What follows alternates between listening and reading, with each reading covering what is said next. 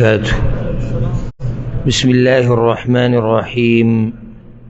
الحمد لله رب العالمين، والصلاة والسلام على أشرف الأنبياء والمرسلين نبينا محمد وعلى آله وصحبه أجمعين. أما بعد، درس شروع کولو مخکې اهم او ضروري تنبیه هغه دا ده چې کله یو انسان دومره ډېرې خبرې کوي، یو نیمه ګنټه څه کم 2 ګنټې، بیا په روژه کې 4-5 ګنټې، نو کله سبقت لساني کېږي او یو ټکی سړی ووایي چې هغه مراد نه وي. لکه ما ته سهار یو کس تنبیه راکړه چې پرون ما دا ووایي چې حرم الله داسې امن والا ځای ګرځولی دی چې یو سړي به پکې خپل د پلار قاتل یا د زوی قاتل ولیدو نو څه به یې ورته نه وي، نو هلته زما د خولې نه وتي الله به ورته څه نه وي. دا سبقت لساني دی ته ویله کېږي، او دا لازم په انسان باندې راځي چې کله سړی ډېر وخته پورې لګیا وي، او دا د انسان طبیعت دی. نو پای کې بیا ښه طریقه ده چې کم نږدې ملګری پوه شي، ما له تنبیه پارټۍ هم راکولی شي، دې کې څه حرج نشته. او ټولو ته وروڼو او خویندو ته اورېدونکو لیدونکو ټولو ته موږ دا وایو چې سبقت لساني ده هغه خبرې چې مراد نه وي چې موږ دغه خبره ووایو، خو دا د انسان د خولې نه داسې وځي، نو هغې ته توجه ساتئ، هغې ته توجه ساتئ. دا په انسان باندې دا قسم حالات هغه لازم راځي. د سورة التوبه آیت نمبر 129 ته موږ رسېدلي. د سورة البقره آیت نمبر 129 109 ته موږ رسېدلي، او په دې اخرني آیتونو کې خبره د ابراهیم علیه السلام په باره کې روانه. ولې الله د ابراهیم علیه السلام خبره شروع کړه، د هغې وجه ذکر شوې وه. بیا ابراهیم علیه السلام او د هغه زوی اسماعیل علیه السلام هغوی په څه طریقې سره د الله رب العزت د کور د بنیادونه راوچت کړو، د هغې تفصیل او وضاحت شوی وه. بیا د هغوی دعاګانې چې هغوی د الله نه څه غوښتلي وو دغه وخت کې. کله چې الله سبحانه وتعالی دا خبره واضحه کړه چې ابراهیم علیه السلام خو یو موحد انسان او تابعدار انسان د الله او د الله نه یریدونکی و، نو اوس الله په کفارو باندې د مکې په مشرکانو، یهودو، نصاراو په ټولو باندې رد کوي، هغوی ته زورونه ورکوي چې د دغه انسان لار رانیوه د اهمه خبره ده، تشې دعوې نه دي چې موږ د هغه په لار یو، موږ د هغه په بچو کې یو. او څوک چې د دغې لارې نه اوړي، الله رب العزت وایي د هغه انسان دی چې خپل ځان په زوره کم عقل کړي. نو الله وایي اعوذ بالله من الشیطان الرجیم بسم الله الرحمن الرحیم ومن يرغب عن ملة إبراهيم او مخناړی د دین د ابراهیم علیه السلام نه، ملت د دین ته ویل کی، الا من سفه نفسه، مگر هغه څوک چې کم عقل کې خپل ځان. چې یو سړی د ابراهیم علیه السلام د ملت نه مخ واړی، دغه ملت توحید دی او د الله تابعداري ده او د وحي تابعداري. چې څوک د دې نه مخ واړی، په شرک کې اخته شي، د الله په نافرمانیانو کې اخته شي، نو الله وایي الا من سفه نفسه، دا هغه انسان دی چې ځان یې په زوره کم عقل کړی دی او په ځان یې په خپله ظلم کړی دی او پرېښودې د لار د ابراهیم علیه السلام د نیکانو خلکو لارې پرېښودې ده او د ګمراهۍ په لار روان دی. نو ځکه امام ابن کثیر رحمه الله وی فأي سفه اعظم من هذا، د دینه بله غټه کمقلتیا کومه یوه ده چې یو سړی د نیکانو لار پرېږدي او د بېدینو خلکو په لار روان شي. یو سړی توحید پرېږدي او په شرک کې اخته شي، یو سړی د پیغمبر تابعداري د وحي تابعداري پرېږدي او د پلار نیکه په غلطو لارو پسې رواني. نو ځکه الله وایي الا من سفیه نفسه، هغه انسان دی چې ځان یې په زور کم عقل کړی دی.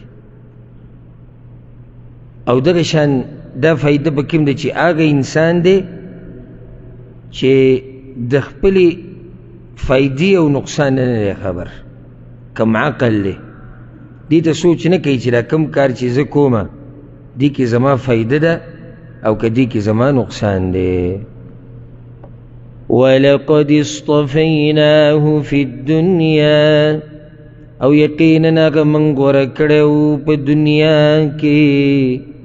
او د الله غوره بنده و او الله غوره کړی و د دې دپاره چې دی به د الله رسولي، او د دې دپاره یې غوره کړی و چې دی به د انبیاو پلاري، د دې دپاره یې غوره کړی و چې دی به امامي د خلکو په دین کې. نو چې الله غوره کړی دی بیا د هغه تابعداري پکار وه. وَإِنَّهُ فِي الْآخِرَةِ لَمِنَ الصَّالِحِينَ، او یقینا هغه به په آخرت کې د نیکانو نه وي، د نیکانو په ډله کې وي. او یقینا هغه به په آخرت کې د نیکانو په ډله کې وي. په دنیا کې چې څوک په څه طریقه ژوند تیر کړي، آخرت کې الله رب العزت دې هم د هغه په شان خلکو سره یوځای کوي او راپاسوي. او دا ګوره ډېره د یېرې خبره ده، ګوره دې ته سوچ وکوئ، ډېره د یېرې خبره ده چې دنیا کې دې د کمو خلکو سره محبت او مینه وه او د کمو خلکو په طریقه دې ژوند تېرو، آخرت کې هم د دغه خلکو سره. او ځکه حدیث کې راځي من تشبه بقوم فهو منهم، څوک چې د کم قوم سره ځان یو شان کوي نو دی به د هغوی سره یي او د هغوی نه دی. نو څوک چې دنیا کې کوشش کوي د ډمانو په شان د کېدو او د هغوی سره ملګرتیا، آخرت کې هم دقو سره دی. د دروغجنو خلکو، دوکهبازو، بېدینو سره آخرت کې هم د هغوی سره، او نیکانو خلکو سره محبت او د هغوی په مجالسو کې ګډون او ناسته. فائدې دا ده چې آخرت یو فائدې ده، اگر که فائدې ډېرې دي آخرت کې به الله تعالی دغه نیکانو خلکو سره راپاسي. وَإِنَّهُ فِي الْآخِرَةِ لَمِنَ الصَّالِحِينَ، د نیکانو خلکو په لار روان شه، الله به دې د نیکانو سره راپاسي. او نور هر انسان په خپله فایده او نقصان باندې ښه پوهېږي، د دنیا په باره کې، نو د دین په باره کې هم ښه پوهېږي، خو دا بعض د ځان نه هسې په زور قمقل جوړوي. او حدیث کې دا راځي المرء مع من احب، سړی به د قیامت په ورځ د هغه چا سره چې چا سره محبت و. دیندارو خلکو سره د محبت دی، د هغوی سره به یې، بېدینو سره د محبت دی، هغوی سره به یې. اذ قال له ربه اسلم، کله چې ووایي هغه ته رب د هغه تابع شه زما، اسلم غاړه کېږده ماته، یا تابع شه زما د حکمونو. اصل کې اسلام دی ته ویل استسلام لله، الله ته غاړه یې ښوده. الله ورته ووایي غاړه کېږده زما حکمونو ته، تابع شه زما د حکمونو. الله رب العزت مخکې ووایي چې ما غوره کړی و په دنیا کې، او آخرت کې به په نیکانو، آخرت کې به د نیکانو په ډله کې، ځکه چې معمولي سړی نه و. دا واوره که الله وایي ما ورته ووایي چې ته غاړه کېږده زما حکمونو ته. قال ووایي هغه اسلمت لرب العالمین، زه تابعدار یم د پاره د رب د مخلوقاتو. یا الله ما غاړه ایښودې، او زه ته چې راته څه حکم کې په هغې عمل کو. او پیغمبرو الله وله دا پیغمبري چې ورکړې وه خو هغه د دې لایق و، او بیا عام پیغمبر نه دی که نه. ما پرون ووایي چې دا هغه پیغمبر دی چې اهل کتاب او مشرکانو ټولو به دته په ځان نسبت کولو کې فخر محسوسو. دا هغه نبی دی او هغه رسول دی. دویم دا چې دی د پیغمبرانو پلار دی، بل دا چې الله ته دوست جوړ کړی و خپل، او بل دا چې الله ته امام جوړ کړی و په دین کې. نو ډایرکټ الله ته وی الله ما غاړه ایښودې ده، زه ستا هر حکم منلو ته تیار یم. ګوره الله چې ورته کله ووي چې دا بچي دې پرېږده مکه کې، نو په شړه ځمکه کې نه پرېښودي، او چې کله ورته الله ووي چې دا خپل بچی حلال کړه نو روان کړی و د حلال کولو دپاره، او داسې نور ډېر. ووصى بها إبراهيم بنيه ويعقوب، او وصیت کړی و په دې سره ابراهیم علیه السلام خپلو زامنو ته او یعقوب هم. په کومې خبرې سره وصیت کړی؟ الله ته غاړه ایښودې. قال اسلمت لرب العالمین، هغه وایي یا الله ما خو غاړه ایښودې ده، ستا حکمونو منلو ته تیار یم. هم د دقه خبرې وصیت ابراهیم علیه السلام خپلو بچو ته کړه او یعقوب علیه السلام هم کړه. الله قرآن په بل ځای کې وایي سورة الزخرف کې وجعلها كلمة باقية في عقبه، دا خبره ابراهیم علیه السلام پرېښودې وه په خپل اولاد کې شاته.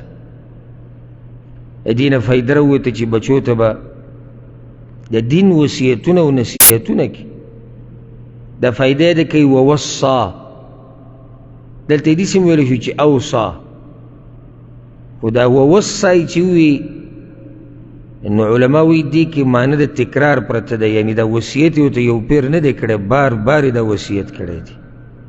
بچي ته صرف یو پیر سړی نصیحت نه کوي، وصیت چیرې یو پیر وشو خبره ختم، بار بار به ته هغه ته نصیحتونه وصیتونه کوي. بعض وایي نه مني، یو ورځ به ومني، یو ورځ به ومني، خو چې نصیحت په طریقې او حکمت پکې نو هغه اثر کوي یو ورځ د الله په اذن سره.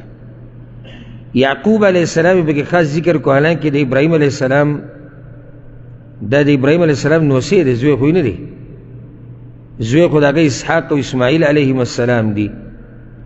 یعقوب په دې ذکر کو ځکه چې دلته خبره د بني اسرائیلو روانه ده او د بني اسرائیلو نسبت یعقوب علیه السلام ته کی. څه نصیحت او وصیت هغوی کړی و؟ یا بني، ای زما زامنو. دا فایده بچو ته چې نصیحت کې مالک سات مخکې وي که نه، حکمت په طریقې سره ښایسته الفاظ، ښایسته الفاظ بچو ته اخسته، بچیا زویه، په دې طریقې سره. ان الله اصطفى لكم الدین، یقینا الله غوره کړی دی ستاسو دپاره دین د اسلام د توحید دا ښایسته دین. ګوره الله ستاسو دپاره غوره کړی دی، بچو ته د نعمت رایادوي. ګوره بچو سره خلک داسې خبرې کوي، ښه دا نه چې د وړوکوالي نه ورسره ته د دنیا باستی شروع کړی. زمونږ ګوره دومره ځمکه واو او دومره دا او هغه زمونږ دی، او دا پوله لکه دې خوا راوړېدلې ده، او دغه پټې اکثر د وړوکوالي نه دا قیسې کوي. نو هغه چې بس په دغې رالوی شي، په دغې باندې ځوان شي، او پسې چې ځوان شي په هغې به بیا بوډا کېږي. نو ټول عمر زمونږ د خلکو قیسه هغه د ځمکې او د جیداد او د پټو نه تاویږي راتاویږي. نو دلته پلار هغو ته وایي چې ای بچو الله ګورې دا اوچت نعمت تاسو له درکړی دی. فلا تموتن الا وانتم مسلمون، نو ممرئ مگر په داسې حال کې چې تاسو مسلمانان یئ. نو دا د چا په لاس کې ده؟ نو څه مطلب دی؟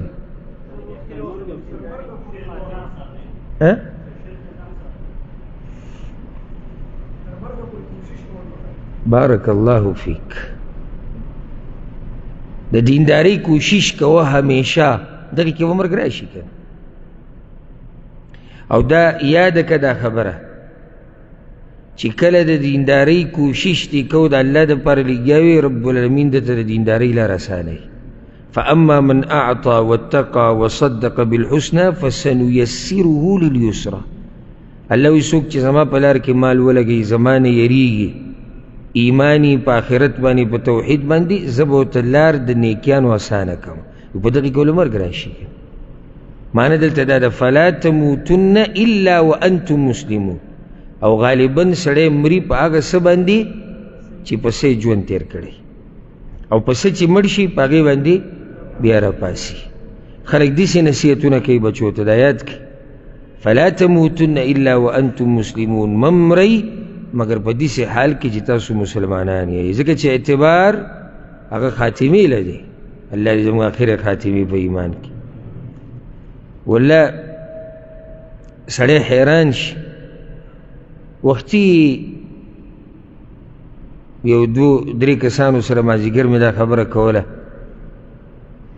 چې دا بعضو کسانو دا بس روان شو چې د دیندارۍ نه واوړي بېدینۍ ته، نو ما هغو ته ویل ګوره ډېره د یېرې خبره ده چې یو سړی الله وپېژني او بیا ترې واوړي، او یو سړی پیغمبر وپېژني او بیا ترې واوړي، یو سړی دیندارۍ کې وخت تېر کړي او بیا ترې واوړي.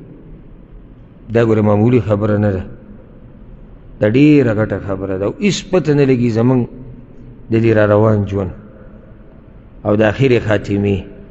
نو ځکه همیشه سوال کوئ الله ته او دا ترې غواړئ چې الله زما آخره خاتمه په ایمان کې.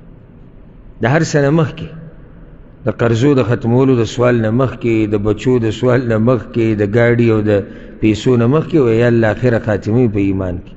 که غریب وي په ایمان مړ شو هېڅ خبره نه ده، که بیمار وي په ایمان مړ شو هېڅ خبره نه ده، که جایداد دې نه و په ایمان مړ شو هېڅ خبره نه ده، که بچي دې نه و په ایمان مړ شو هېڅ خبره نه ده. خو که آخري وخت کې الله چا نه ایمان والي که نه، او په آخري وخت کې بېدینه کې، هغه حدیث کې راځي د یېرې حدیث دی، وی یو سړی لګیایي د جنتیانو عمل کوي تر دې چې د دا او د جنت په منځ کې یو لیش فاصله پاتې شي، یو لیش دومره ورنږدې شي، دغه ځینې جهنمیانو طرف ته مخه شي، د جهنمیانو کارونو ته الله یې جهنم ته ننباسي، یعنې دومره د هغه دروازې ته ورسي او د هغه ځینې جهنم ته ورتاو شي. نو دا ډېر د یېرې حدیث دی او په ځانونو یېرېږئ، په ځانونو یېرېږئ، ځکه صحابه کرام به په خپل ځان باندې یېرېدو، حالانکه جنتیان خلک. نو داسې خپل صفتونه نه مه کوه او مه په ځان مطمئن کېږه او مه د الله د عذاب نه په امن کې کېږه چې نه زه څوک یم، هېڅ څوک هم نه یې. د دې زړه مثال داسې دی، یو حدیث کې راغلی دی لکه یو بڼنۍ بڼه چې دا په ځمکه باندې پرته یو سیلۍ پرې راشي، کله یې داسې وړي او کله یې داسې وړي، کله یې داسې وړي او کله یې داسې وړي. د زړه مثال داسې دی، ګورئ دغه چې کوم طرف ته الله واړو دا په ځان ته غره کېږه مه چې یعنې زه جو بس د زمانې ولی الله یم. همیشه ځان ته د کمی نسبت کوه، او چې د کمی نسبت یې کوو نو کوشش به کوې چې زه پکې مخکې لاړ شم، خو چې ځان درته د زمانې بزرګ ښکاري نو ته بیا کوشش نه کوې چې مخکې لاړ شي، او هغه ټک خطا دینداري به دنه هم پاتې شي. تکبر سړی خرابوي، همیشه ځان ته د کمی نسبت کوي، که هر څه وکړي وایي موږ څه کړي دي. ښه هغوی به دا خبره کوله یهودو چې دا خو یعقوب علیه السلام وی د مرګ په وخت کې وصیت کړی چې یهودیت مضبوط راونیسئ. موږ ته چا وصیت کړی؟ یعقوب علیه السلام. موږ خو د هغه په نقش قدم روان. الله وی أم كنتم شهداء إذ حضر يعقوب الموت، آیا تاسو حاضر وی کله چې حاضر شو یعقوب علیه السلام ته مرګ؟ تاسو په هغه ټیم ویس؟ دا ټولو ته دا خبره ده، بني اسرائیلو ته هم دا خبره شو او عرب مشرکانو ته هم دا خبره شو، ځکه چې دا د اسماعیل علیه السلام په اولاد کې راځي. نو اسماعیل علیه السلام څوک دی؟ یعقوب علیه السلام تره دی که؟ نو ټولو ته دا خبره ده او ټولو ته پکې نصیحت دی. تاسو ګوره په هغه ټیم کې وی کله چې مرګ راغی چې تاسو دا دعوی کوئ چې یعقوب علیه السلام دا خبره کړې. دلیل دی په دې باندې چې انبیاو باندې مرګ راغلی دی، انبیاو باندې حقیقي مرګ راغلی. دا قصې پکې نه دي پکار، دا بعض اصطلاحات دي چې د هغې نه بین د دې راځي چې عقیده د دې د ویونکي صحیح نه وي. اکثر جیوی پیغمبر پرده شوی دی، زمونږ نه په پرده کې شوی دی، د دې په ځای داسې ورې نه وي چې وفات شوی دی، ځکه دا واضح دی وفات شوی. لا تقولوا راعنا وقولوا انظرنا، قانون درته یاد دی که نه؟ راعنا مو وایې، ولې؟ ډېرې معنی پکې دي، واضح ټکی وایه که نه. دې څه مطلب شو چې پرده کې شوی دی، وایه وفات شوی دی. ها وصال یې کړی دی جیوی، نو دا اوس څه مطلب شو وصال یې کړی؟ خو سپا وایه مړ شوی دی، وفات شوی دی، دنیا نه تللی دی په دې طریقې سره چې دنیوي ژوند یې ختم شوی دی. بعض وایي زمونږ نه غیب شوی دی، خیر دی زمونږ نه غیب شوی دی، زمونږ نه غیب شوی دی کې دا معنی چې صرف زمونږ د سترګو نه پناه دی، نور هغه څه دی؟ نور ژوندی دی. دا غلطه معنی ده، د انبیاو باندې مرګ راځي. اذ قال لبنيه ما تعبدون من بعدي، کله چې هغه وویل خپلو زامنو ته د چا بندګي به کوئ زما نه وروستو. داسې پلار ها، یعنې مرګ حالاتو ته وګوره، د دې سوال ته وګوره. نو دې کې فایده دا ده، یو خو بچو ته نصیحت شو، نو دویم خپله غاړه د مرګ په وخت کې بیا ازاده کړه چې یا الله ما خو د مرګ پورې اخري لمحه په دنیا کې ما بچو ته ویلو چې د چا بندګي به کوه.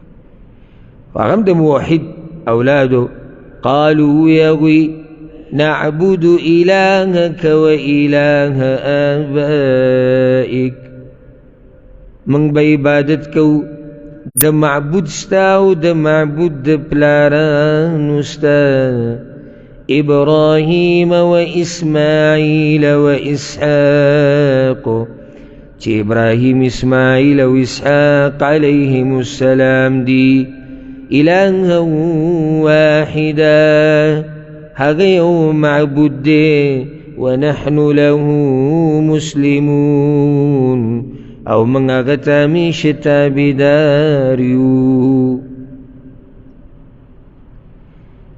من به دغه لار باندې روان یو. دلته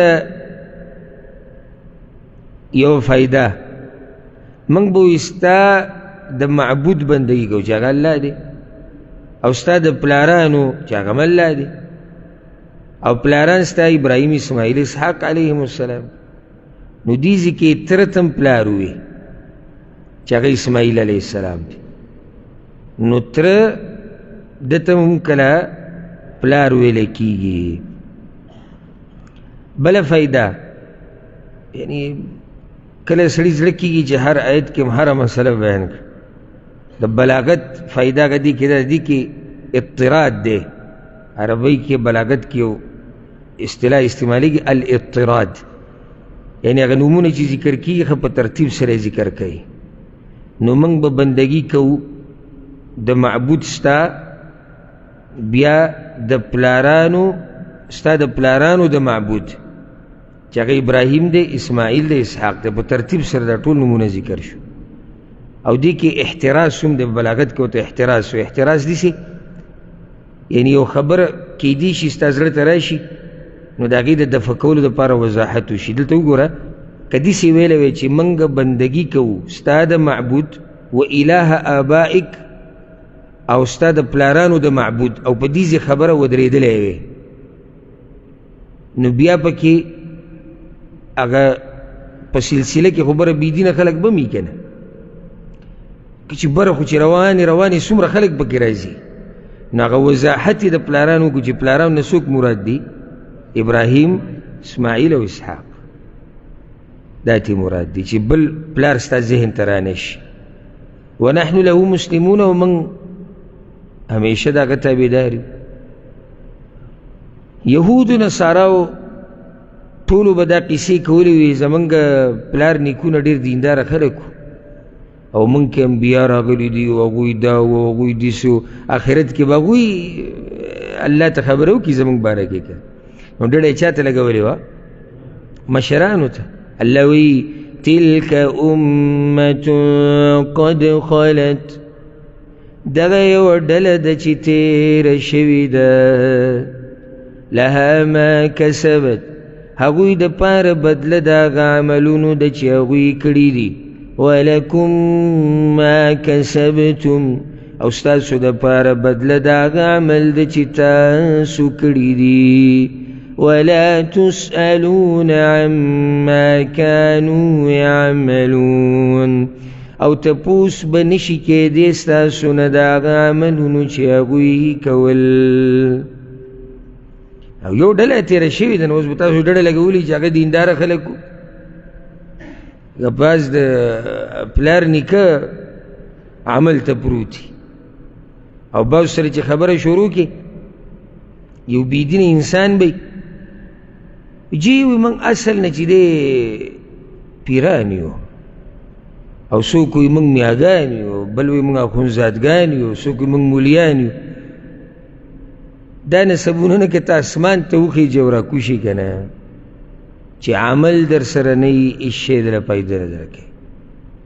که میا یو که مولا یو که سید یو که اخندزاده یو که هر څوک چې عمل در سره نه وي هېڅ شی نه وي او ستا نسب ولې اوچت دی د هغه خلکو نه چې هغه د رسول صلی الله علیه وسلم داسې خپلوان دي چې یقیني لا نن سبا خو چې ځان ته میا مولا یا بل داسې نسب وایي کیدای شي نسب یې صحیح او کیدای شي صحیح نه ځکه چې احتمال شته. اوس ابو لهب د رسول صلی الله علیه وسلم تره دی څه شک پکې شته؟ ابو طالب د رسول صلی الله علیه وسلم تره دی شک پکې شته؟ ابو جهل د رسول صلی الله علیه وسلم خپل دی څه شک پکې شته؟ نشته پکې. انجام د ابوی جهنم کی دی. او ذکر حدیث کی راځي من بطأ به عمله لم يسرع به نسبه څوک چې د عمل د لاسه شاته پاتې شو نسب یې مخکې نشي بوی. بعضو سره چې باز شروع کوي زمونږ نیکه د دیوبند نه فارغه نو بیا فارغه و هغه به ښه سړی و ځان له به ښه سړی و نو ته به اوس کې هغه ته یې ډډه لګولې ده چې هغه د دیوبند نه فارغه و. بعض وایي زمونږ تره مفتي و او بعض پکې دا وایي بچو کې مو یو عالم دی پلار چې دی بچي ته ډډه لګولي. نه کل نفس بما کسبت رهینه. قرآن کې الله وایي قیامت په ورځ به هر نفس د خپل عمل په باره کې ودرولی شوی او بند بی. هر سړی د خپل عمل ته پوس کی. ښه خلک وو دغه انبیا خو هغوی ته به د هغوی د اعمالو بدله میلاویږي تاسو ته به ستاسو د اعمالو بدله میلاویږي. الله وایي اوس الله سبحانه وتعالی د دوی د یو بلې ګمراهۍ په باره کې خبره کوي چې په خپله خو دوی ګمراهان وو په خپله خو ګمراهان وو دغه دا کوم چې د ابراهیم علیه السلام د لارې نه وړېدلي په دوی کې بله بیماري ده و چې نور به هم ګمراه کول. لکه یو سړی په خپله ګمراه دی دا خو چې ګمراه دی نقصان یې خپل ځان ته دی خو یو نیم هغه چې په خپله هم ګمراه دی نور هم ګمراه کوي. وقالوا كونوا هودا او نصارى تهتدوا او ویدوی شی یهودیان یا نصرانیان هدایت بومومی. یعنی هدایت صرف په کومه لار کې دی؟ هغه یهودیت او نصرانیت کې دی. یهودیان څه وایي چې هدایت یهودیت او نصرانیت کې دی؟ یهودیان یهودیت یادوي نصارا نصرانیت یادوي. جنې غلار خو یې دقه ده. الله وی جواب ولورکه قل ورته ووایه بل ملة ابراهیم حنیفا بلکې موږ تابعدار یو د دین د ابراهیم علیه السلام چې کلک موحد وما كان من المشرکین او نو د مشرکانو د ډلې نه. ملت ابراهیم دا منصوب دی دپاره مفعول دی چې یعنې موږ تابعداري کوو د دین د ابراهیم علیه السلام. موږ نه په یهودیت پسې ځو نه په نصرانیت پسې ځو موږ روان په هغه لار پسې یو چې هغه د ابراهیم علیه السلام لار و. حنیفا دې په باره کې مفسرینو ډېر وضاحتونه کړي دي او ډېر اقوال دي یو دا دی چې حنیف هغه چاته ویلی کېږي چې هغه موحدي، او یو دا چې حنیف هغه چاته ویلی کېږي چې هغه متوجه الله ته، او بعض ویلی چې حنیف هغه چاته ویلی کېږي چې هغه په نیغه لار نیغ رواني. امام مجاهد رحم الله حنیفه مطلب مخلص، موږ د ابراهیم علیه السلام په لار روانو چې هغه مخلص و. او دغه شان بعضو سلفو کې ویلی دي وی حنیفا معنا متبعا، موږ د هغه سړي په لار روانو چې هغه تابعدار د الله او تابعدار د وحي. او چا ویلی دي چې موږ یعنی حنیفه مطلب چې گواهی کوي د توحید، او الله چې څه ته حلال ویلي هغې ته حلال وي، چې څه الله حرام کړي هغې ته حرام وي، نو ایمانه دا ده. او دا ټولې خبرې پکې داخلېږي. ابراهیم علیه السلام کې دا ټول صفات، ابراهیم علیه السلام کې دا ټول صفاتو. وما کان من المشرکین، هغه نه و د مشرکانو نه، تاسو خو مشرکان یې. الله رد کوي په هغوی باندې چې هغه خو د مشرکانو نه و او تاسو مشرکان یې. اوس الله دې کوي د بل آیت کې چې د تاسو له چې دعوت درکوي چې راشي یهودیان شي یا نصارا شي، دوی ته د خپل ایمان راښکاره کوي چې زموږ د ایمان ته وګورئ په دې کې څه عیب دی. یوه بل صفا خبره ورته وکړي چې زموږ ایمان ګورئ دا دی، په دې کې موږ اخوا دېخوا نه کوو. قولوا ووایئ آمنا بالله، موږ ایمان راوړی دی په الله، وما انزل الینا، او پاغ سچ نازل شوی دی منگتا، وما انزل الى ابراهیم، او پاغ سچ نازل شوی دی ابراهیم علیہ السلام تا، و اسماعیل و اسحاق و یعقوب، او اسماعیل و اسحاق و یعقوب علیہم السلام تا، والاسباط، او داغوی بچو تا، وما اوتی موسیٰ و عیسیٰ، او پاغ سچی ورکڑی شوی دی موسیٰ و عیسیٰ علیہم السلام تا، وما اوتی النبیون من ربهم، او پاغ سچی ورکڑی شوی دی نورو انبیاء تا د طرف درب داغوینا. ورته وجه زمونږ ایمان دا دی. سبحان الله څومره ښایسته دین دی. دې کې ونه ویلی شو چې صرف زمونږ په هغه کتاب ایمان دی کوم چې موږ ته نازل شوی، نه، ټول انبیا ذکر شو. یهودیان د نور چا هغه نه مني، حقیقت کې خپل هم نه مني، خو بخوله وایي چې موږ خپل منو. نصارا د نور هغه نه مني، دغه شان نورو مذهبونو وال. اسلام هغه دین دی چې تصدیق کوي د پخوانو پیغمبرانو او د پخوانو کتابونو. وایي زمونږ په هغه ټولو باندې ایمان دی. وما اوتی النبیون من ربهم، الته بره نمونه ذکر شو کن، نو دا یو څو نمونه ذکر کړو ځکه چې خبرم د دوی روانه ده.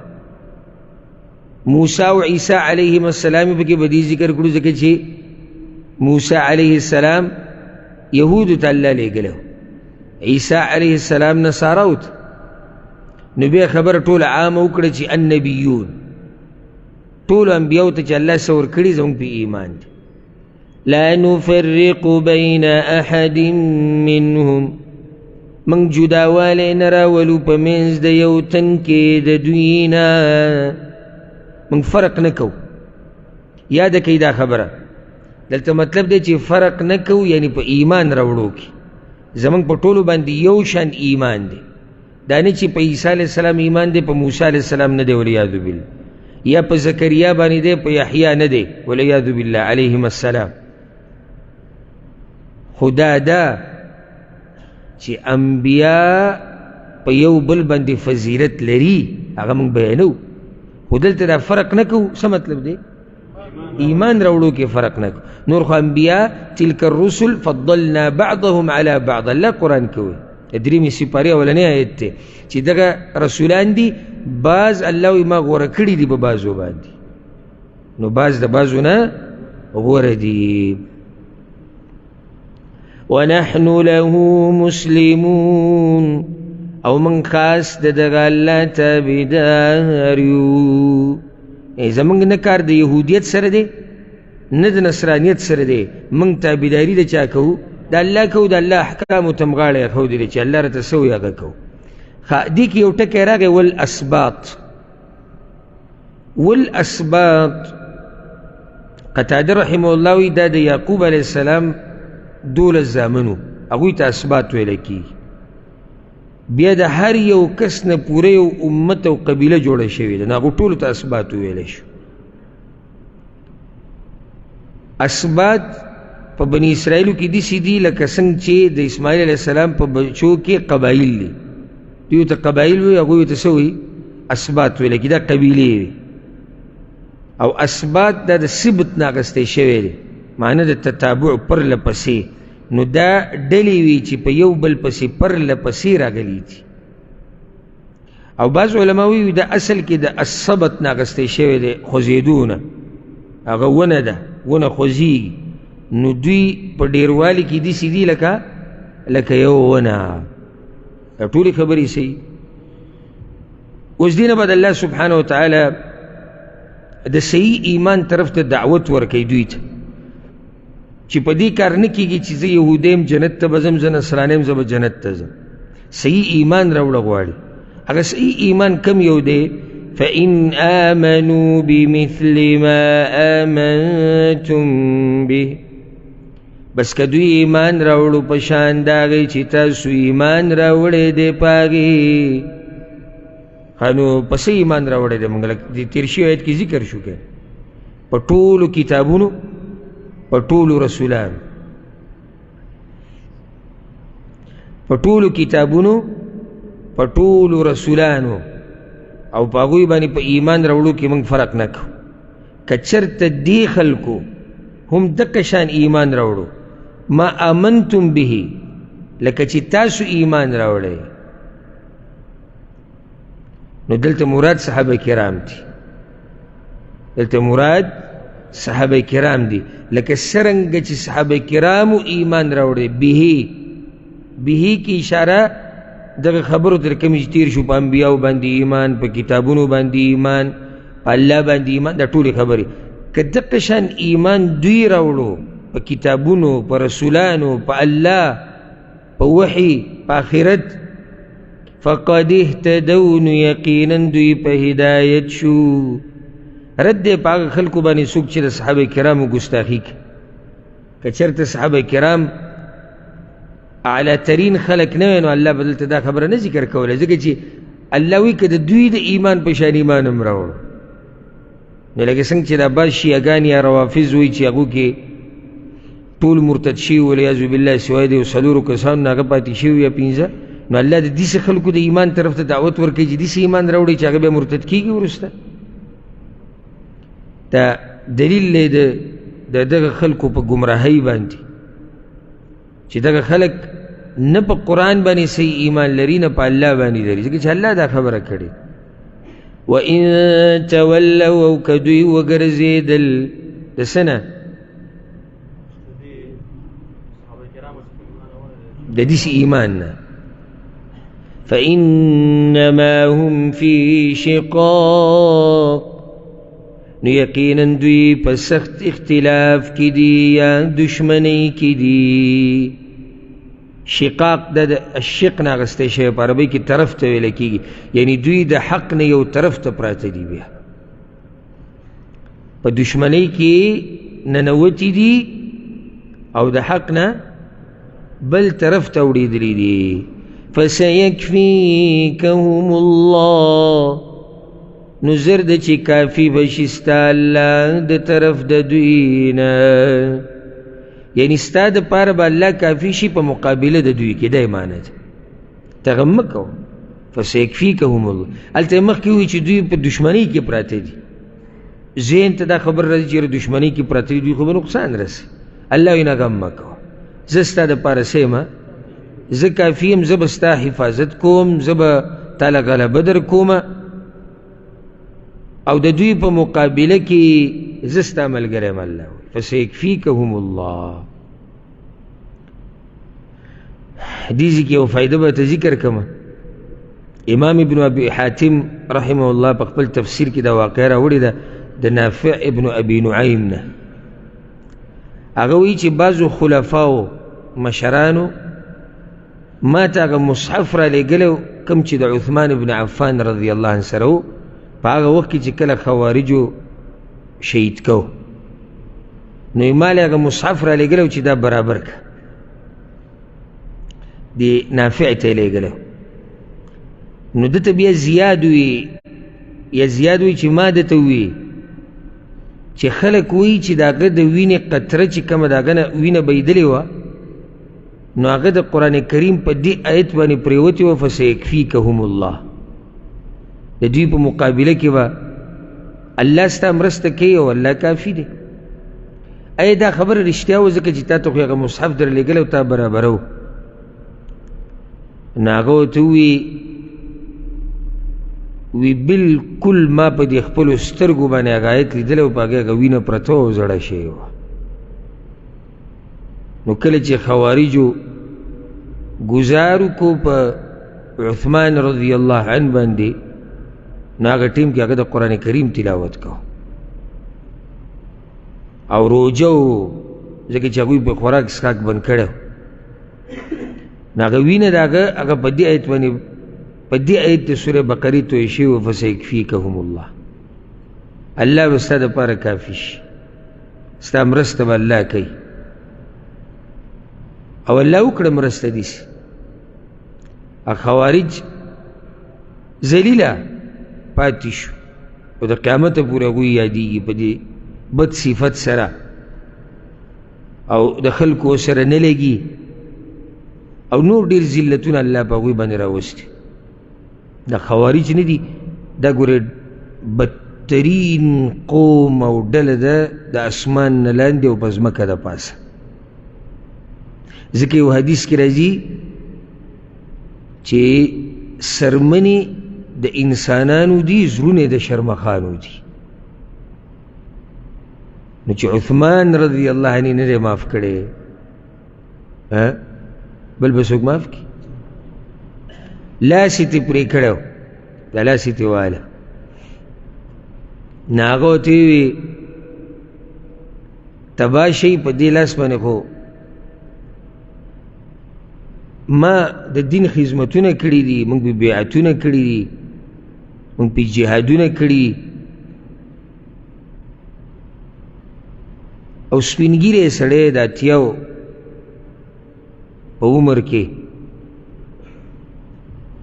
په دومره زور باندې ولدي تندیله توره راچولې وه د هغې د لاسه هغه بیا وفات شوی او شهید شوی الغرض خبره مې ذهن ته راغله چې فسیکفیکهم الله هم په دې ځای باندې د هغه نه وینه توی شوې وه او هغه بیا پرته وه په هغې کې نو کله چې دغه مصحف نافع ته ورسېدو د برابرولو دپاره نو هغوی ما هغه وینه لیدلې وه زړه شوې وه په دغه آیت پرته وه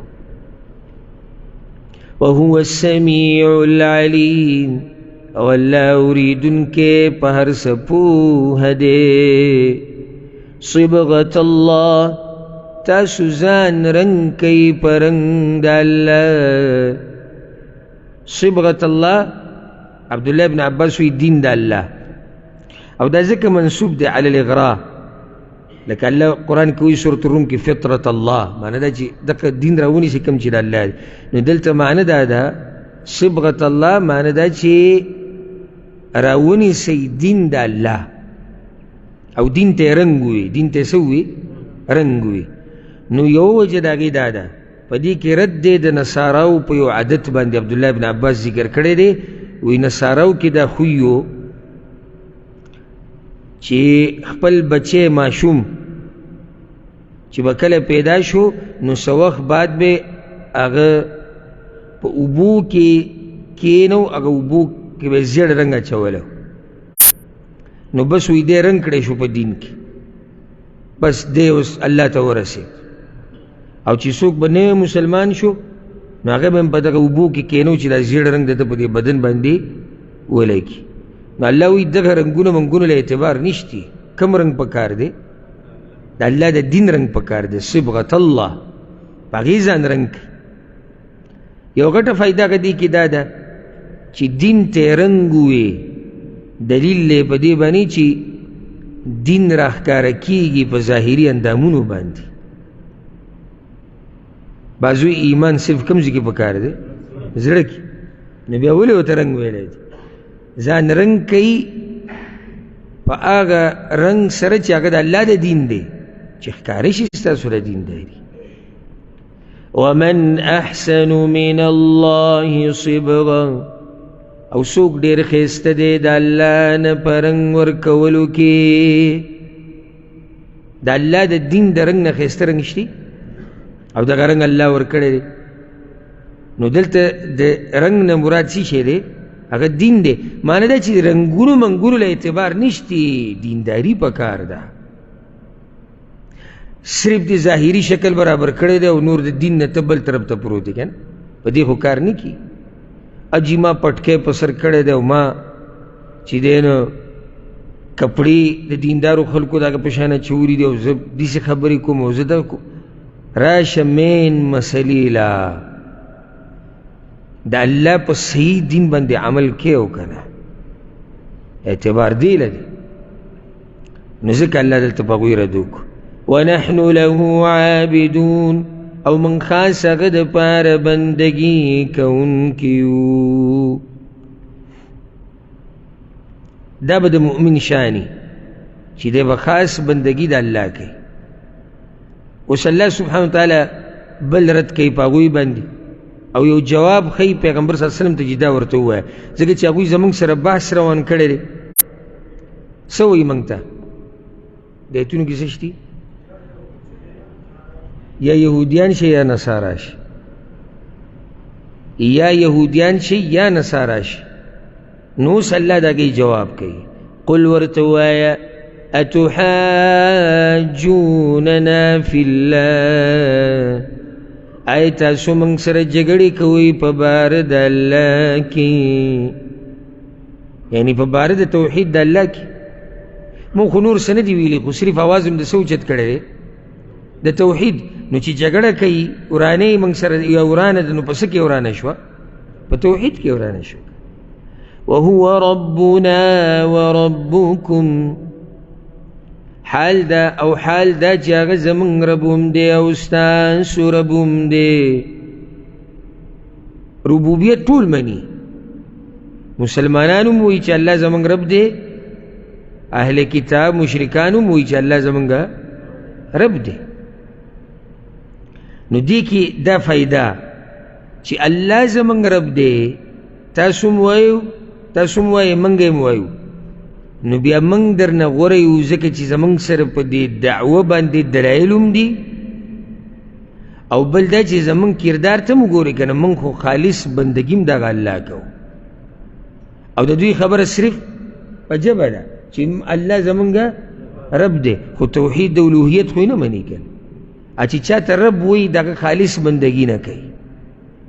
ذکر ورتوي ولنا أعمالنا ولكم أعمالكم، او زمنگ د پار زمنگ عملونه دي او ستاسو د پار ستاسو عملونه دي.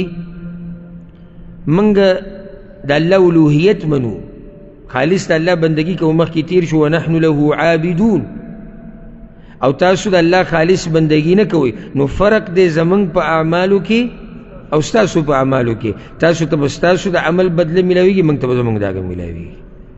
ونحن له مخلصون، او موږ هغه د پاره اخلاص کوونکي یو. دا دغه خبره کوم چې ما ذکر کړه چې رب تاسو منئ، رب موږ هم منو، خو فرق موږ او تاسو کې دا دی چې ونحن له مخلصون، موږ دغه خالص بندگی کوو، تاسو یې خالص بندگی نه کوئ، تاسو سره مخلوق شریک کوئ. هغوی به دا وی دا خبرې ټولې پرېږدئ. خلاصه دا ده چې ابراهیم او اسماعیل او اسحاق او دا نور پیغمبران یعقوب علیهم السلام دا وی یهودیان وو، یهود وی، او نصارا وسوي وی دا نصرانیان. او را به شي سورة ال عمران کې الله د دوی په ناشنا طریقې سره دې خبرې رد کړی دي چې تورات او انجیل خو د ابراهیم علیه السلام نه وروسته راغلي دي. تورات او انجیل وروسته راغلي. نو څنګه تاسو وایئ چې ابراهیم علیه السلام یهودی و، او نصارا ورته وایي تاسو څنګه وایئ چې هغه نصرانی و؟ دا اوس ګوره دا باطل پرست چې عقل یې بند شي، نو د دوی خبره کې په دوی باندې څه ردی. نن می یو مقطع کته سبحان الله د دیزی د دی علماء د شیخ ابن باز رحمه الله او یو بل علیم وسرو پخوانی علماء الله دی وبخي چې هغه وفات شوي د هغوی یو صوتي کلیپ نو په هغې کې هغه یو عالم دا خبره ذکر کوله چې د معتزلي سره د یو عالم بحث راغی، یو سلفي عقیدې والا عالم د معتزلي سره بحث راغی. معتزله د الله صفات نه مانی، معتزله د الله صفات نه مانی، ګمراه فرقه ده او انتهایی ګمراه فرقه ده. دا اوس سبحان الله دا غټ علما ناست دي، شیخ ابن باز د هغوی یو بل ته دا قصې کوي، یا دا قصه کوي او هغه یې موري او نور یې موري. نو وی د معتزلي د بل عالم ته وویې دا کوم چې قرآن او حدیث مني او د سلفو په طریقه دی، وی الله له به څه جواب ورکې که الله درته د قیامت په ورځ ووایي چې دا تا چې وی چې الله به خبرې کوي، په دې تا سره څه دلیل و چې الله به خبرې کوي؟ ځکه چې موږ خو دا منو چې الله به خبرې کوي او کړي دي، چې کله وغواړي خبرې کوي. څه دلیل دی چې الله خبرې کړي دي او کوي؟ دا قرآن د الله کلام دی، قیامت په ورځ به خبرې کوي، جنتیانو سره به خبره کوي، حساب کتاب کې به خبره کوي، ډېر دلایل دي باغې به څنګه چې هغه د شان سره ښایي. ویده دا اعتراض وکړي خبرې ته غوږ کېږدي، ورته یې وي الله ته به څه وې که د قیامت په ورځ درته الله ووایي چې تا سره په دې څه دلیل دی چې الله خبرې کوي، یعنې الله دې په دې کې راګیر کړي. وی هغه ورته چې زه به ورته وایم چې الله دغه دلیل دی که تا اوس خبرې وکړې. ګوره په خپله یې ووایي چې الله درته ووایي، داسې په خپله ده الله درته ووایي، نو چې ووایي خو خبرې وکړې که نه، نو زه به ورته وایم چې الله دغه تا خبرې وکړې.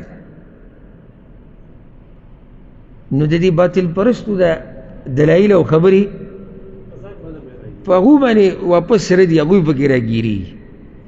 ځکه شیخ الاسلام ابن تیمیه رحمه الله یو قاعده بیان کړې ده، په هغې باندې بیا علماو کتابونه هم لیکلي دي. قاعده دا ده چې باطل پرست چې هره خبره ذکر کوي په دقیقه کې په هغه باندې رد دی، خو چې څوک پکې سوچ وکړي، د هغه قاعده بیان کړې ده. نو دوی اوس وایي ابراهیم علیه السلام سو یهودی و. عجیبه څه ده، تورات د ابراهیم علیه السلام نه وروسته نازل شوی ده، نو څنګه یهودی شو؟ لکه دا دیسی چې لکه هغه بعضو چې ویلي دي وی کومو صحابه کرامو چې ویلي دي چې وینه باندې او کومو خلکو چې ویلي دي چې کومو صحابه کرامو چې دا خبره کړې ده چې وینې وتو سره اودس نه ماتېږي، وایي دا د امام شافعي په مذهب و. د چا په مذهب و؟ امام شافعي. نو امام شافعي خو لا راغلی نه دی، هغه ته خو لا څه د پاسه یو نیم سل کاله پاتې دي، او صحابه کرام د هغه په مذهب شو، هغه لا پیدا شوی نه دی. نو دا یو نیم سړی د خپل خبرې ثابتولو لپاره په ګډ وډو سر شي، الله دې موږ ساتي د ګډو وډو نه. أم تقولون إن إبراهيم وإسماعيل وإسحاق ويعقوب والأسباط آية سويت يقينا إبراهيم أو إسماعيل أو إسحاق أو يعقوب عليهم السلام أو داغي أولاد كانوا هودا أو نصارى ويهوديان يا نصارى قل أأنتم أعلم أم الله توایا آیا تاسو خپویږئ که الله؟ تاسو د هغوی په مذهب خپویږئ که الله؟ او ځکه سورة العمران کې الله دا خوازیه ویلي دي ما كان إبراهيم يهوديا ولا نصرانيا. الله إنه إبراهيم عليه السلام يهودي ولا نصراني، ولكن كان حنيفا مسلما وموحد مسلمان. ومن أظلم ممن كتم شهادة عنده من الله او سوک دی لوی ظالم دی دا غچانا چی پټی گواهی یا چې پټی حق عنده چې د سره دی من الله د الله د طرفنا. د دوی نه لوی ظالم څوک دی چې یو حق ورسره وي یا ګواهي د حق ورسره وي، علم ورسره او پټی. دوی سره څه علم و؟ نو په تورات خو د هغوی ایمان دی.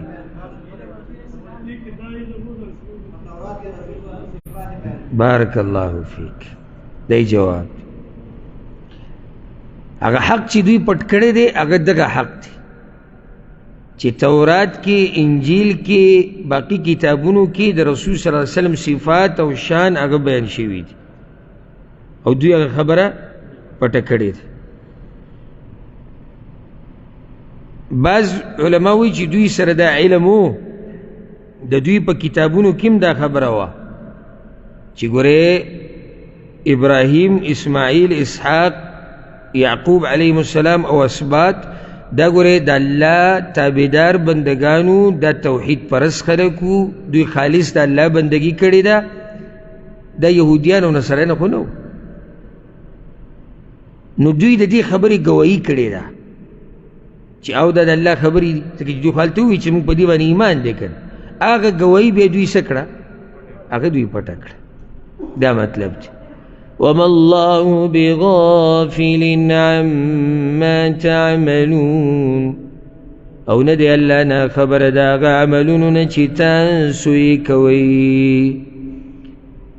دوی بیا دا خبره وکړه چې زمونږ مشران خو ځان له خلکو، اخو انبیاو اخو نیکان خلکو، فخر به کو په دې باندې. نو الله پې بیا رد وکړو، تلک امة قد خلت، دغه یو ډله ده چې مخکې تیره شوې ده، لها ما کسبت ولکم ما کسبتم، هغوی دپاره بدله د هغه عملونو ده چې هغوی کړي دي، او ستاسو دپاره بدله د هغه عمل ده چې تاسو کړی دی.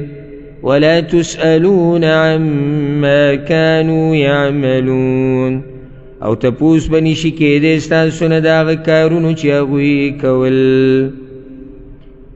اوس دا دویمه سپاره چې شروع کېږي سیقول السفهاء، یاده کوي دا خبره د دې ځینه د اخر د صورت پورې اوس د دې امت تربیت به کېږي، احکام او مسائل به بیانېږي. دا یو سپاره بحث د چا سره روانو؟ کافرانو سره، که هغه یهود دي که نصارا دي او که مشرکان دي او که منافقان دي. اوس د امت تربیت دی. سورة آل عمران هم ګوره داسې دی. سورة آل عمران د طرز او د سورة بقره د یو بل ته نږدې دی. هلته هم په اوله کې الله دا نصاره راګیر کړي تفصیلا، دلته یهودیانو سره خبره اوږده کړه، هلته د نصاراو سره ده، او بیا د هغې نه بعد الله پکې د امت تربیت کړی دی. نو دې ځینه اوس ټولې هغه مسلې بیانېږي چې هغه د امت د تربیت سره تعلق ساتي. الله دې آیت کې وایي چې قمقل خلق به ستاسو په دې قبلې بدلېدو باندې اعتراض کوي چې ولې دوی دا قبله بدله شوه، ولې اوس دلته الله دا خبره شروع کوي؟ نو جواب الله وایي چې دوی د ځان سره ګواهي پټه کړې وه. نو یوه دا خبره هم دوی پټه کړې وه چې د آخري نبي قبله به کعبه وي، دا هم دوی پټه کړې وه. بله دا څومره خبره چې شروع شوې ده وإذ ابتلى ابراهیم نه، دې ځای پورې دا مقدمه ده د دې دپاره چې الله د قبلې د بدلېدو خبره کوي. نو د کعبې فضایل، د ابراهیم علیه السلام فضایل، چې دا خو د الله کور دی او دا خو عظیم الشان ځای دی او دا خو یو غټ انسان جوړ کړی دی، نو بس دا قبله ده. الله وی سيقول السفهاء من الناس، زرد چې وی به قمقل خلق د خلقنا، یا زرد چې وی به قمقلان د خلقنا، ما ولاهم عن قبلتهم، چې څه شي واړول دوی لره د قبلې د دوی نه، التي كانوا عليها غچ دوی پاغي باندې اخر سشي دوی دا غزړې قبلې نه واړول. یاد کړئ دا خبره رسول صلی الله علیه وسلم په مکه کې کعبه ته مخ کو او بعض روایات او آثار ندی سي معلومیږي چې رسول صلی الله علیه وسلم با کعبه ته مخ کړو او بیت المقدس ته هم دي کې دي شي څنګه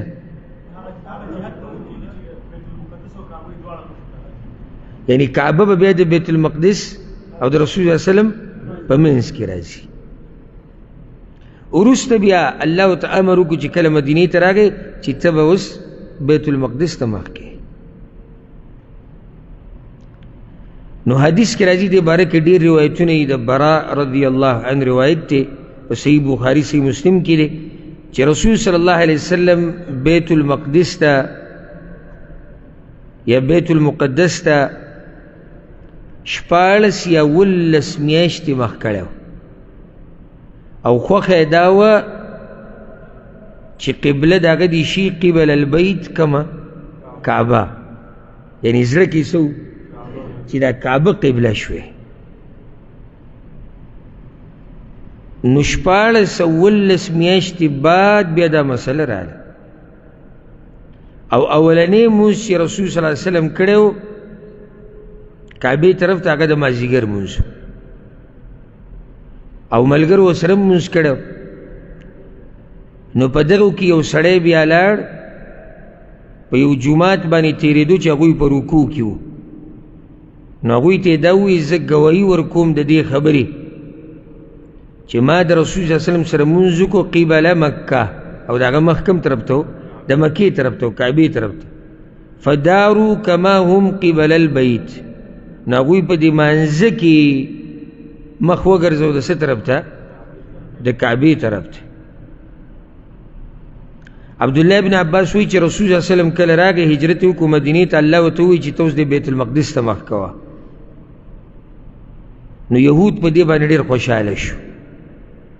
نو یو څو میاشتې رسول صلی الله علیه وسلم دغې ته مخ کړی و بیا ورته الله ووایي چې ته مخ که کعبې ته او رسول صلی الله علیه وسلم به اسمان ته کتو ځکه چې خوښه یې دا وه چې زما مخ دې وګرځي کوم طرف ته د کعبې طرف ته وي ځکه چې دا قبله د ابراهیم علیه السلام وه. نو دې باره کې ډېر روایت دی که اوس مونږ ورشو هغه به تفصیل دی. نو الله سبحانه وتعالی وایي چې دا خلک به په تاسو باندې اعتراض کوي. اعتراض به صحیح ما ولاهم عن قبلتهم التي كانوا عليها چې څه شي واړول دوی دغه قبلې نه چې دوی پې و مخکې. نو دا اعتراض به د چای نه قمقلان څوک دي د یهودو او کیدای شي د مشرکانو ځکه چې د کعبې نه مخ واړو چېرته بیت المقدس ته مخ نه واړولې کعبې نه اوله کې الله ورته امر نه وکړی چې ته اوس کعبې ته مخ مه ګرځوه. نو بعض علما وایي دې کې دغه هم داخل دی خو نه دلته خبره هغه د یهودو باره کې روانه د ایتون نه داسې واضحه ده. نو یهود به اعتراض کوي. دلته ګوره یو دا فایده راووته. بعض علما وایي دا کار لا شوی نه و او د اول نه الله ووایي چې قمقلان به داسې وایي. نو دا کار الله دې دپاره وکړو چې د مخکې نه ورته دوی صحیح د اعتراضاتو ته تیار او ګډوډ نه شي. او بعض علما وایي نه وایي دا ایتونه وروسته نازل شوي دي قبله چې کله بدله شوه ایتونه نازل شو. دلته یو دا فایده راووته چې د الله په حکم باندې چې څوک کوم اعتراض کوي نو هغه به قمقل وي ځکه چې الله وایي سیقول السفهاء وایي به قمقلان. نو قمقل د الله په احکامو اعتراض کوي چې د عقل خاوني هغه د الله په احکامو اعتراض نه کوي. د قبا والا باره کې چې کوم روایت راځي په صحیحینو کې حدیث شتي عبدالله بن عمر وایي چې خلک په قبا کې وو مسجد قبا چې دی سحر مونځ یې کوو. نو یو کس راغی ورته ووایي چې پرون شپه په رسول صلی الله علیه وسلم باندې قرآن نازل شوی دی او الله ورته ویلي دي چې کعبې ته مخ کوه. نو دا غوی مخونه د شام طرف ته فاستداروا الى الكعبه، نو مخونه یې وګرځول کعبې ته. نو دا کوم منځو؟ دا د سحر منځ. یعنی دوی ته خبر لیټ رسېدلی دی، دوی ته خبر لیټ رسېدلی دی. نو د هغې دلاسه بیا منافقانو دا باز شروع کړو په مدینه کې، او دا څنګه دوی د قبلې نه واوړي، او یهود هم دا باز شروع کړو او مشرکان هم شروع کړو. ما لهؤلاء تارة یستقبلون کذا و تارة یستقبلون کذا. چې دا څه خبره ده، کله دوی دې طرف ته مخ کوي کله دې ته، اوله کې کعبې ته مخ او بیا بیت المقدس ته مخ کو، او اوس بیا کعبې ته مخ کو. دا څه خبره شو؟ قل ورته ووایه لله المشرق والمغرب، د الله دپاره مشرق او مغرب دی. يهدي من يشاء إلى صراط مستقيم، هدایت کوي چاته چې وغواړي لارې نیغې ته. یعنی ته ولې جواب ورکړې چې اختیار د چا دی؟ د الله دی. او سبحان الله امام ابن کثیر رحمه الله د دې آیت په تفسیر کې لیکلي دي، وی خبره دا ده چې حکم او تصرف صرف د الله دی، ځکه چې مشرق هم د هغه دی، مغرب هم د الله دی. نو چې کم طرف ته هغه اړی هغه طرف ته او دی ویلي دي وی دا خو الله یعنی یو څو میاشتې بعد 1914 میاشتې بعد هغه قبله بدله کړه او منسوخ یې کړه هغه زړه. وی که روزانه راته الله وی که نه چې نن دې طرف ته مخ که، سبا دې طرف ته مخ که، بله ورځ دې طرف ته مخ که، او هغه ورځ دې طرف ته، موږ به مکه طرفونو ته مخ کوو، ځکه چې موږ د هغه بندګان یو. هغه زمونږ اله دی، هغه زمونږ معبود دی، چې کم طرف ته م اړوي هغه طرف ته موږ اورو. نو ځکه الله وایي چې هدایت کوي چاته چې وغواړي نیغې لارې ته. اشاره ده چې نیغه لار هغه دقه ده کعبې ته مخ کول، چې کله الله دغه قبله کړه اوس دې ته مخ کړه. او دا الله سبحانه وتعالی دا نعمت رسول صلی الله علیه وسلم ته او د هغه تابعدارو ته نصیب کړی دی. اوس دا څوک چې په نیغه لار دي د دوی بل فضیلت بیانوي. وَكَذَلِكَ جَعَلْنَاكُمْ أُمَّةً وَسَطًا، او دغه شان من ګرځولی یې تاسو امت غوره. دا امت غوره دی نو ځکه یې ورله غوره قبله ورکړه. امة وسطا، یعنی تاسو ما قبلې د ابراهیم علیه السلام ته ولې راوړولې؟ ځکه چې تاسو غوره امت یې. او وسط دا په عربۍ کې غوره ته ویلی کېږي، یو اعلی شیز ته ویلی کېږي. عرب وی قریش اوسط العرب نسبا و دارا، د نسب په لحاظ سره قریش اوسط العرب دي. څه مطلب دی؟ غوره عرب دي. نو دلته یو معنی ده او دا مشهوره معنی ده. او ځکه د مازدیګر مونځ ته الصلاة الوسطی ویلی کېږي، غوره مونځ الصلاة الوسطی ورته ویلی کېږي، او هغه د مازدیګرې مونځ دی. بعض روایتونو کې راځي عدله او آثارو کې، یعنی تاسو عدل او انصاف والا امت یې. بعض وی معنی دا ده امة وسطا، یعنی تاسو په منځ د افراط او تفرید کې نه زیاتې کوئ نه کمې کوئ. دا ټولې خبرې صحیح دي. دا ټول عزتونه الله دې امت له ورکړي دي، الحمدلله چې الله په دې امت کې موږ پیدا کړي. غوره امت، عدل والا امت، او افراط او تفرید په منځ کې دا امت ته معتدل، نه زیاتې کوي او نه کمې کوي. لتكونوا شهداء على الناس، د دې دپاره چې تاسو شئ ګواهان په خلکو. دا غوره امت دی. ولې ول الله دا غوروالی ورکړی دی؟ عدل والا دی. ولې ول الله دا صفت ورکړی دی؟ چې دوی ګوايو کی په خلکو باندې کله د قیامت په ورځ ويكون الرسول عليكم شهيدا او شي رسول گواه پتاسو یا او شي رسول پتاسو باندې گواه حدیث کی دیس راځي امام احمد راوړی رسول صلی الله علیه وسلم وی چې قیامت په ورځ به یو پیغمبر راشي د الله مخې ته ومعه الرجل او په ټول قوم کې به صرف یو کس ملګری هغه به سره روان یعنی هغه دومره دعوتونه چې کړي څو ملګري به پیدا کړي یو ملګری والنبي ومعه الرجلان یو نبي به کې راشي هغه سره به دوی با سره به ډېر نو بیا به الله دغه قوم نه تپوس کوي هل بلغکم هذا د تاسو ته تبلیغ کړی دین در رسولو الله ته دې هر څه پته ده خو د حجت ته قایمولو دپاره دا کارونه کوي چې څوک دا اعتراض ونه کړي چې الله موږ ته خو پته نه وه موږ انصاف ونه لیدو موږ حق ونه لیدو هغه به وایي چې لا یا الله ده موږ ته ستا پیغام نه دی را رسولی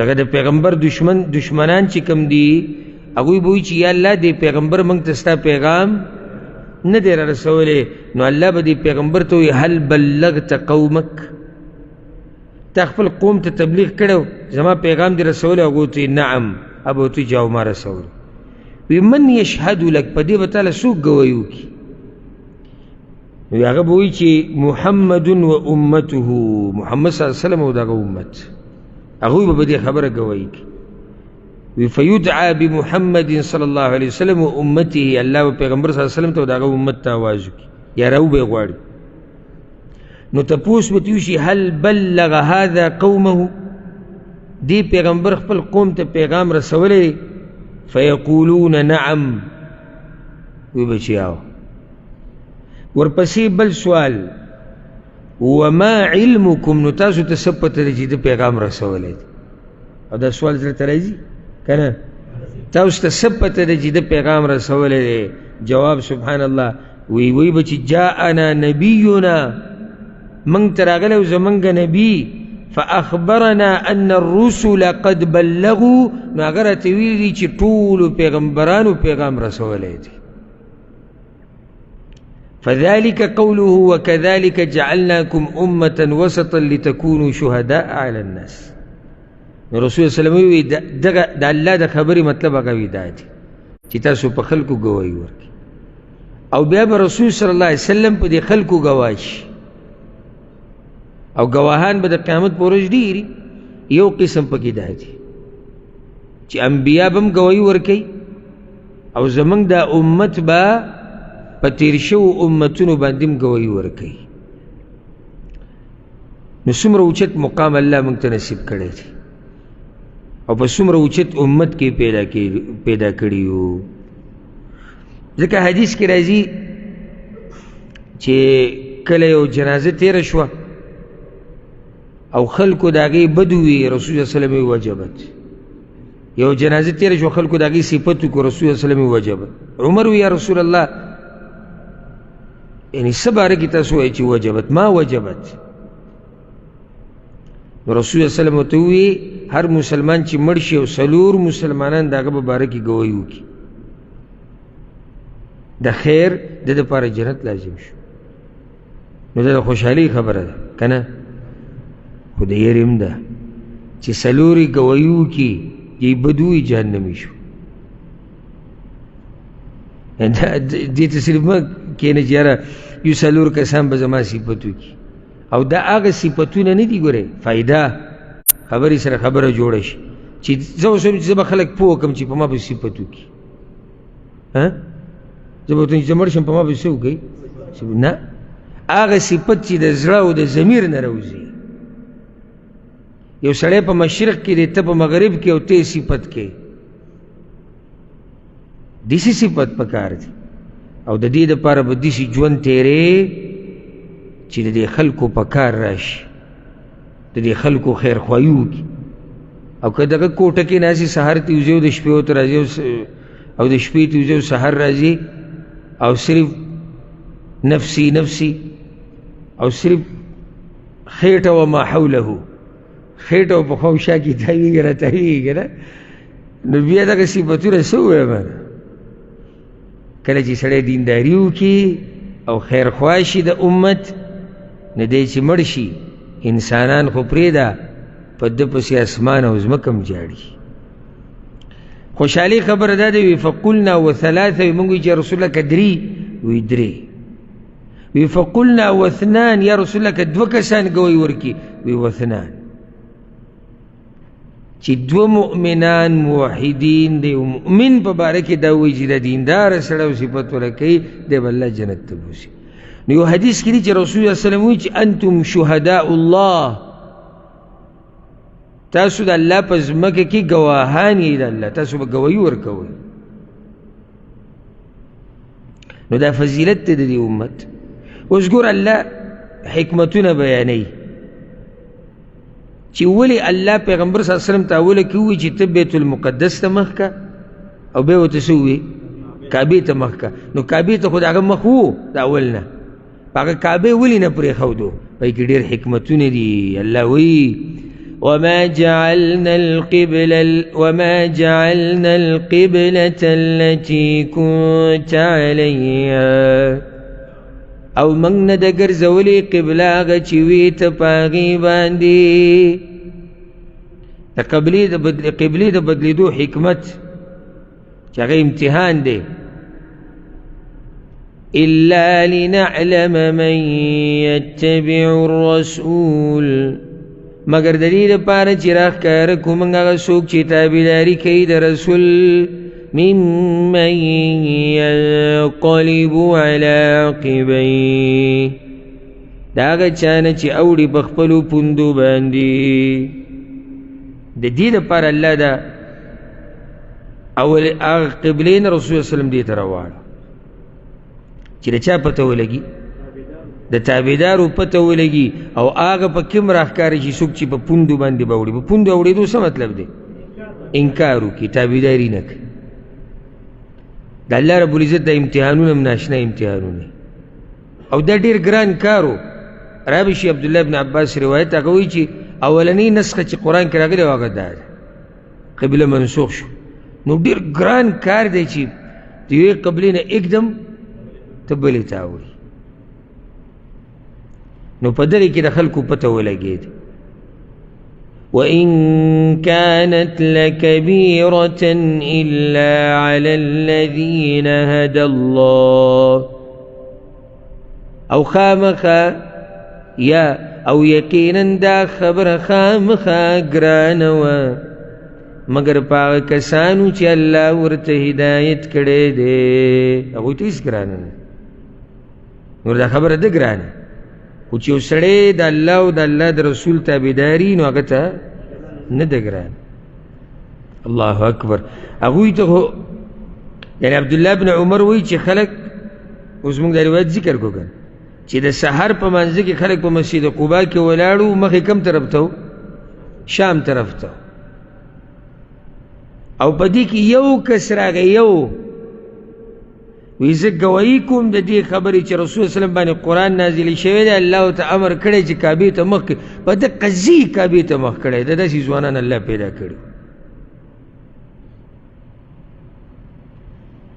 او دا دې سوچ مه کوو چې دا آسان کار دی دا سړی چې کله به پوست قالین باندې ناست وي او صرف خبره اوري دا ورته ډېر اسانه ښکاري موږ دې بعضو ته زارش نه شي چې لکه ته دا یعنی دا خو اوس دوی په صحیح قبله باندې وو که په غلطه باندې وو په صحیح باندې وو خو بدله شوه موږ یو سړي ته وایو چې دا کار دی غلط دی پرېږده وی خلک به څه وایي خلکو نه مراد څوک دي کلیوال بس دغه یو څو خلکو نه دی مجبوره دی چې باطل نشي پرېښودی او په حق عمل نشي کولی نو دا ډېر ګران کار دی ګورې ځکه الله وایي چې دا ګران دی خو په مؤمنانو نه یو سړی راغی یو او ما د رسول الله صلی الله علیه وسلم سره مونځ وکړو د کعبې ته مخ په پاکه منځ کې دوی راګرځېدلي دي د هغه راګرځېدو طریقه موږ ذکر کړې وه سوالاتو جواباتو نشست کې څنګه مخ ګرځوله عادل صاحب مخ به څنګه ګرځوله ستا ذهن کې څه دي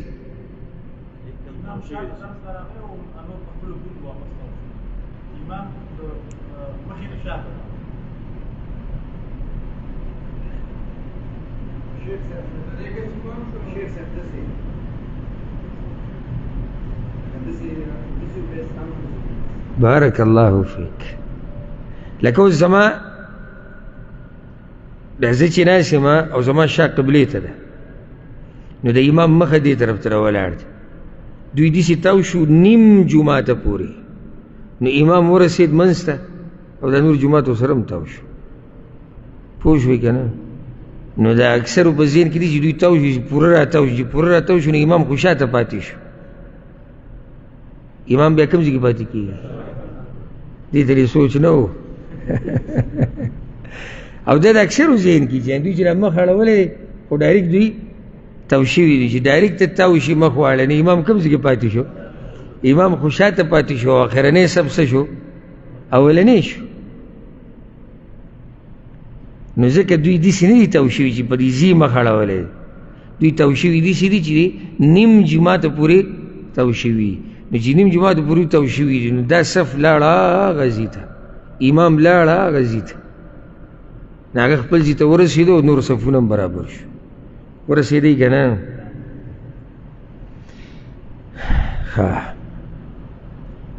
وما كان الله ليضيع إيمانكم او نه دی الله چې برباد کی ایمان ستاسو په صحیح حدیث کې راځي د براء ابن عازب رضی الله عنه روایت دی وی مات قوم كانوا يصلون نحو بيت المقدس مؤمنان مړه شوي چې هغوی مونځ کوم طرف ته کړی بیت المقدس طرف ته کړی نو بیا وروسته چې دا کعبه بدله شو نو خلکو وایي چې ما حالهم فی ذلک چېرې د هغوی دغه مونځونه به الله قبول کړي او که نه به نو الله د آیت راکوز کو چې الله نه دی ضایع کوونکی ستاسو مونځونو لره ایمان یې ووي او مراد ته څه دی مونځ دی دلیل دی چې په ایمان کې عمل داخل دی یعنی ایمان کې عمل کول دی ځکه چې وګوره مونځ ته ایمان ووي ان الله بالناس لرؤوف رحیم یقینا الله په خلکو ډېر شفقت کوونکی مهربان دی مهربان دی نو خو مونځونه وله نه ضایع کوي که نه ځکه دا ووي الله وایي زه مهربانه شفقت کوونکی ذات یم نو زه دغه مونځونه خو نه تباه کوم دې خلکو قد نرى تقلب وجهك في السماء یقینا منگینو بیا بیا اڑیدل د مخستا اسمان طرف تا عبداللہ ابن عباس وی چې اولنی نسخه چې په قرآن کې راغلی داغه د قبلې دا ده او رسول الله صلی الله علیه وسلم چې کله مدینې ته هجرت وکړ راغی او مدینه کې یهودیان اوسېدو نو الله ورته ووایي چې تم د دوی د قبلې ته مخ کوه یهود څه خوشحاله شو یو څو میاشتې و بیا قبله بدله شوه او د رسول الله وسلم دا خوښه وه چې دا قبله بدله شي بار بار به اسمان ته کتو الله د آیتونه نازل فایده قد نرا دا نرا دا فعل مضارع دی یعنی موږ یینو او دا په عربی کې قانون دی چې قد کله په مضارع باندې داخل شي نو دا د تکثیر دپاره راځي معنی دا ده چې بار بار یې کتلی دي رسول الله وسلم اسمان ته بار بار کتلی یو پیرې نه دي کتلی چې یاره بس یو پیره چې وکتو خبره ختمه شو غټه فایده د رسول صلی الله علیه وسلم ادب د الله سره صرف اسمان ته ګوري خو غواړي نه ادب یې زده کوي صرف اسمان ته ګوري غواړي نه خو الله خو په زړونو عالم دی بله فایده غټه الله کوم ځای کې دی بره دی په عرش ته پاسه نو ځکه ورته کوم ځای ته ګوري بره ګوري ښی طرف ته ولې نه کتو ګس ته ولې نه کتو کته ځمکې ته ولې نه کتو کوم ځای ته کتو اسمان ته کتو بره دلیل دی چې الله په عرش د پاسه دی او یاره که دا قرآن دی راواغستو او په صحیح طریقې سره دی ووایي که نه په دې ټولو اهل بدعو باندې دا قرآن رد دی. و یو کس تللی و یو مکتبې ته، ما که دا خبره تاسو ته پورې ذکر کړې وه، بیا مکتبې ورته وایي چې صاحب داسې کتاب راکړه چې د بریلیانو باندې پکې رد دي، ځکه چې موږ سره خوا کې بریلیان ډېر دي، هغوی تنګ کړی وایي هغوی له قرآن و هغوی له قرآن ورکړو. وایي چې نه داسې کتاب چې بریلیان باندې رد، وایي دا د فاتحې نه ناسه پورې بریلیانو رد دی. خو صحیح ووایله نو بریلیان هم دا قرآن وایي، شیعهګان هم وایي. اوس د صحابه کرامو شان بیان شو که نه، شیعهګان هم دا آیت وایي او بیا پکې چې د صحابه کرامو ګستاخي کوي. کم خلک چې وایي چې الله په عرش د پاسه نه دی، هغوی هم دا قرآن وایي او موږ هم وایو. فرق څه دی؟ تدبر سره نه وایي او د تابعدارۍ په نیت یې نه وایي.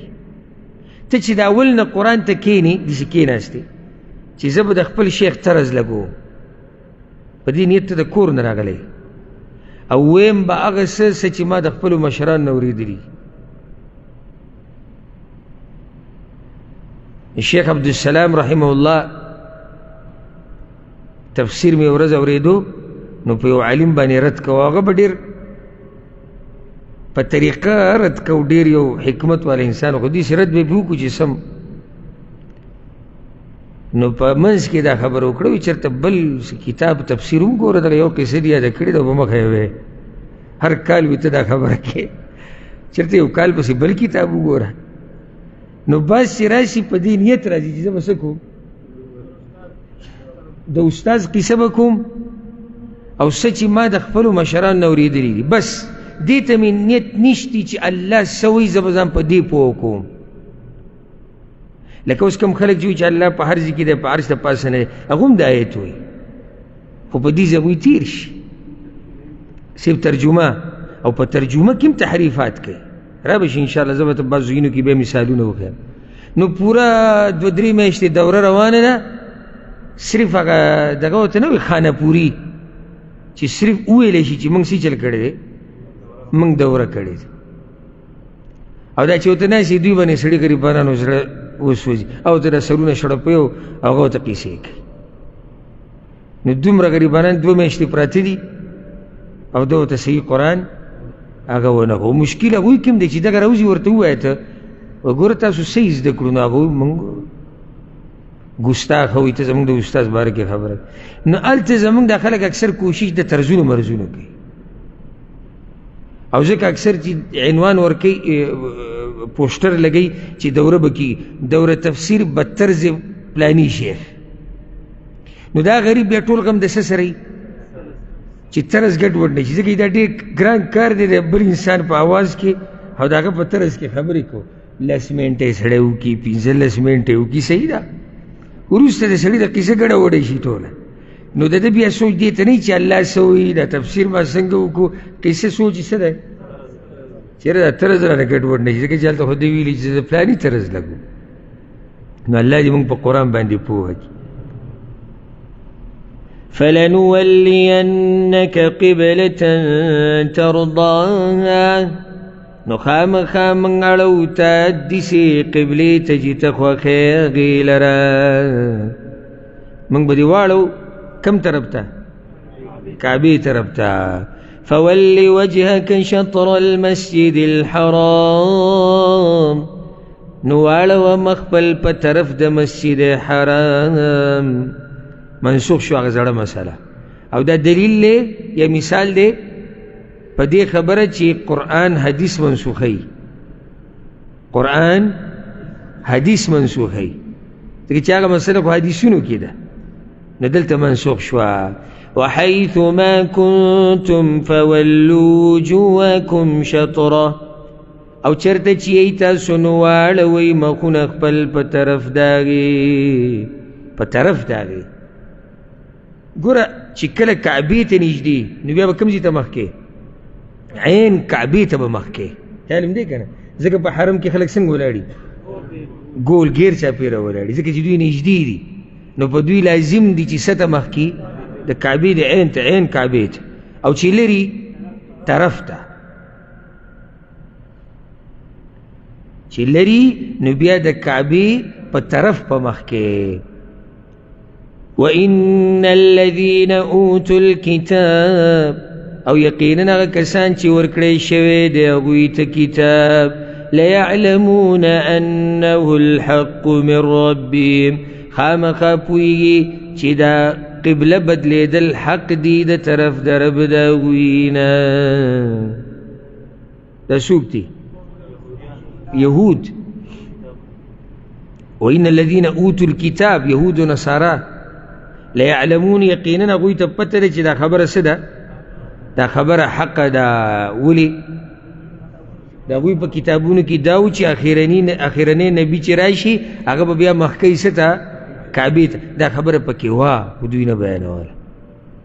وَمَا اللَّهُ بِغَافِلٍ عَمَّا يَعْمَلُونَ او نه دی الله بے خبر دا عملونو نه چې دوی کوي. په قرائت امام ابن عامر او حمزه والکسائی کی دی وَمَا اللَّهُ بِغَافِلٍ عَمَّا تَعْمَلُونَ او الله نه دی غافله او نه دی بے خبر دا کارونه چې تاسو یې کوئ. سیدا خبره ورسره یاده کوي چې الله وی هر ځای کې چې د کعبې طرف ته مخ کوي. دین استثنایی حالات هغه دي چې سړی په سفر باندې او په سورلۍ له پاسه نفلي مونځ کوي په سورلۍ له پاسه نو چې هر طرف ته مخ شي.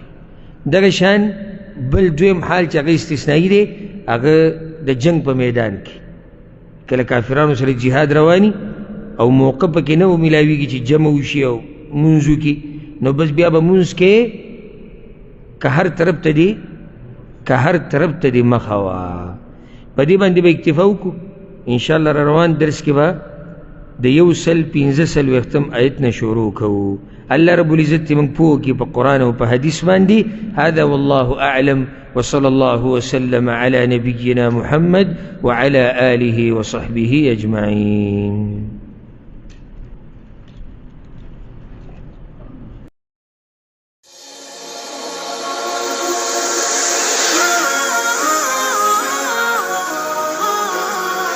قبلة قلبي كعبة ربي